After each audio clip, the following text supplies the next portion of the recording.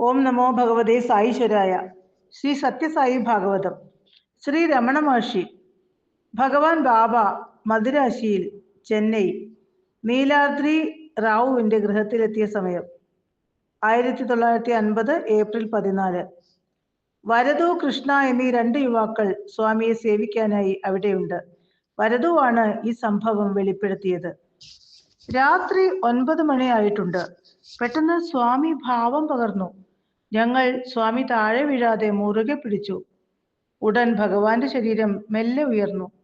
അത് മരവിച്ച പോലെയായിരുന്നു. വായുവിൽ പൊങ്ങിക്കിടക്കും പോലെ സ്വാമി കിടന്നു. കുറച്ചു കഴിഞ്ഞപ്പോൾ സ്വാമിയുടെ ഉപ്പൂറ്റിയിൽ നിന്ന് സുഗന്ധമുള്ള വിഭൂതി പ്രവഹിക്കാൻ തുടങ്ങി. ഉദ്ദേശം 2 കിലോഗ്രാം വിഭൂതി ഉണ്ടായി. അപ്പോഴും തിരുശരീരം വായുവിൽ കിടക്കുകയാണ്.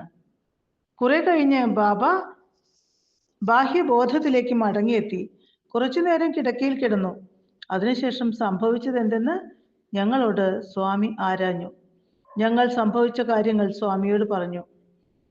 സ്വാമി ആ അവസ്ഥയിൽ ഇങ്ങനെ അരുളി: രമണ മഹർഷി ശരീരം ത്യജിച്ചു.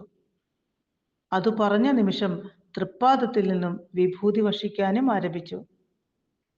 അത് കേട്ട് സ്വാമി അരുളി: രമണ മഹർഷി ശരീരം ഉപേക്ഷിച്ചു.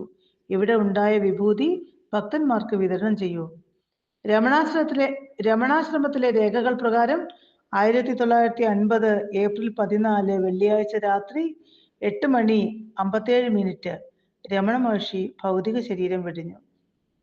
ഒരിക്കൽ പ്രശാന്തി നിലയത്തിലെത്തിയ ഒരു സംഘം ഭക്തന്മാർ കണ്ണമ്മ എന്ന ഭക്തിയോട് പറഞ്ഞു: ഞങ്ങൾ രമണ മഹർഷിയെ ദർശിച്ചു.